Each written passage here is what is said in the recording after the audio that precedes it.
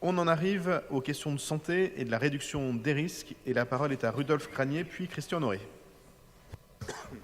Merci Monsieur le maire. Excusez-moi, sans surprise, nous voterons contre cette délibération et attirer l'attention des habitants du 68 boulevard Ney avec ce qui se prépare, puisque la fin du déménagement de l'association Aurore avec une partie de l'activité sous-traitée à Gaïa verra passer ce centre de repos, initialement situé Porte de la Chapelle, de 19 ETP à 39 ETP. En regardant bien la délibération qui nous est proposée, on parle du crack, je tiens à le rappeler, il y a même dans les 20 ETP supplémentaires qui vont être financés à travers cette subvention de 1,3 million d'euros, toujours aucun médecin.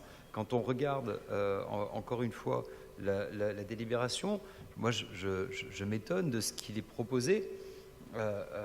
À aucun moment le mot soin, le mot sevrage ne figure évidemment dans tout le programme d'action d'Aurore et de Gaïa, ce que nous ne pouvons concevoir, puisque les plans d'objectifs spécifiques annoncés portent sur le renforcement des capacités des usagers à adopter des comportements de prévention, de réduction des risques, qui n'ont pas à les annuler, et le transmettre à leurs pairs, impulser un changement de mode de consommation vers une consommation plus responsable, considérant l'environnement.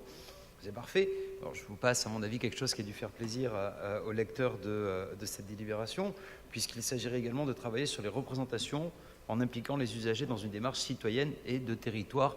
N'en jetez plus, je pense que vous vous trompez complètement, et par méconnaissance du public auquel Aurore doit s'adresser. J'y reviendrai en Conseil de Paris, mais seulement le déménagement ne va pas régler le problème à la Porte de la Chapelle. Ça n'a pas réglé le problème au Jardin des Halles, ça n'a pas réglé le problème à Forceval. Le transfert de Forceval a un réel impact, la fermeture, pardon, ou l'éviction de Forceval a un réel impact sur le nombre de personnes à la Chapelle. On a plus de 70% de passages, avec 38 000 passages par an, avec 250 nouveaux profils qui n'avaient jamais été vus avant. Donc le problème n'est pas traité. Le problème, là, en l'occurrence, va être déplacé au 68 boulevard Ney pour 1,3 million d'euros. Nous ne saurions cautionner ce genre de délibération et de démarche au-delà de ça. Mais bien sûr, nous voterons contre. Je vous remercie. Christian Honoré. D'accord. Alors, Ayodele Ikosan. Merci et bonsoir. Je vais revenir assez rapidement sur ce que vous avez dit.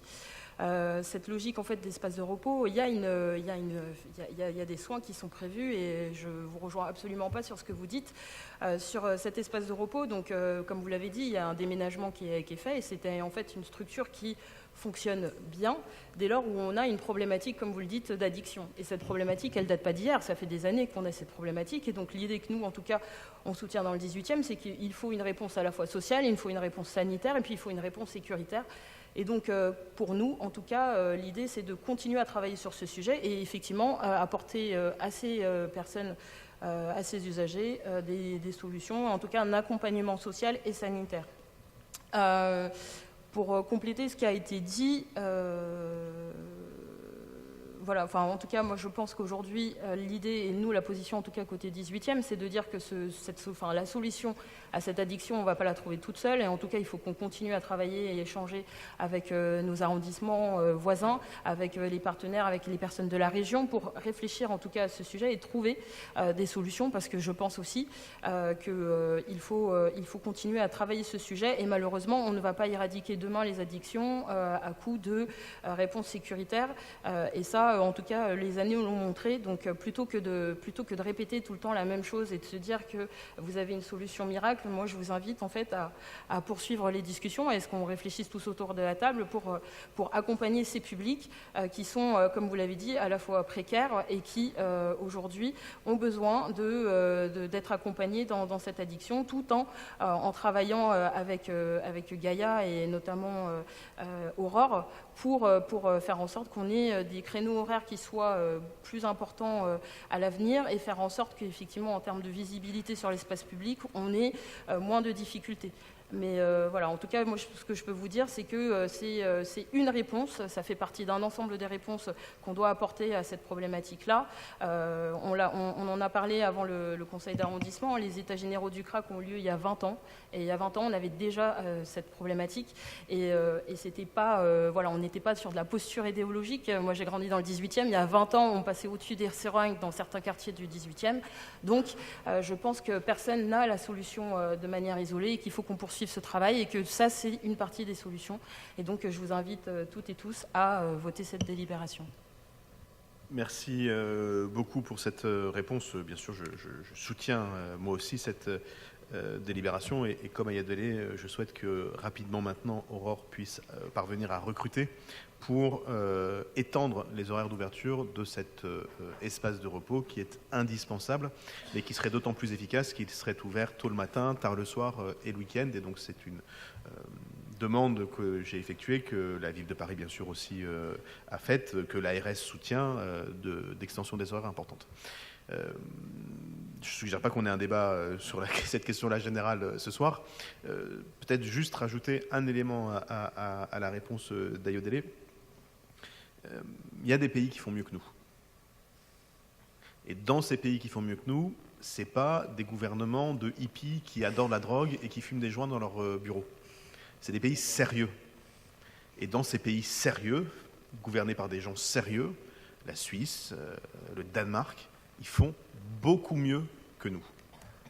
Je suggère donc, et c'est ce que nous avons fait avec non seulement la ville de Paris, mais la préfecture de police, la préfecture de région, le bureau de la procureure de la République et l'autorité régionale de santé, de nous inspirer de ce que les gens sérieux font et où ils ont des résultats incroyables. Les scènes ouvertes de drogue, il y a 20 ans, en Suisse, elles ressemblaient à Forceval. Ça fait au moins 15 ans qu'ils ont réglé le problème. Nous, on avait les mêmes problèmes qu'il y a 20 ans, et puis on a les mêmes problèmes aujourd'hui que ceux qu'on avait il y a 20 ans. C'est sans doute qu'on n'a pas complètement raison dans notre approche, et peut-être qu'il serait, bon de copier ce qu'ils ont fait. Et puis alors, ça me fait d'autant plus plaisir de le dire que ce qu'ils ont fait, c'est exactement ce qu'on a un certain nombre dans la majorité municipale à prôner depuis de très nombreuses années, que ce soit dans tous les groupes de la majorité. Anne Souris, c'était quelqu'un qui portait ô combien, comme adjointe à la maire de Paris, cette politique-là, mais son prédécesseur Alain Lostis aussi, élu du groupe communiste et adjoint au maire de Paris de l'époque là-dessus. Ça fait, nous, 20 ans qu'on hurle dans le désert pour dire qu'il faut faire ce qui marche chez les autres. J'ai l'impression qu'enfin, une forme d'alignement des planètes est en train de se réaliser et j'ai bon espoir que les autorités de l'État, d'autres villes et puis toutes les autres puissent s'aligner et qu'on puisse enfin faire avec 15 ans de retard ce que dans d'autres pays ils sont arrivés à faire il y a 15 ans. Il n'est jamais trop tard pour avoir raison. Et donc je vais mettre aux voix la DSP 95 qui est pour, qui est contre, qui s'abstient, elle est adoptée.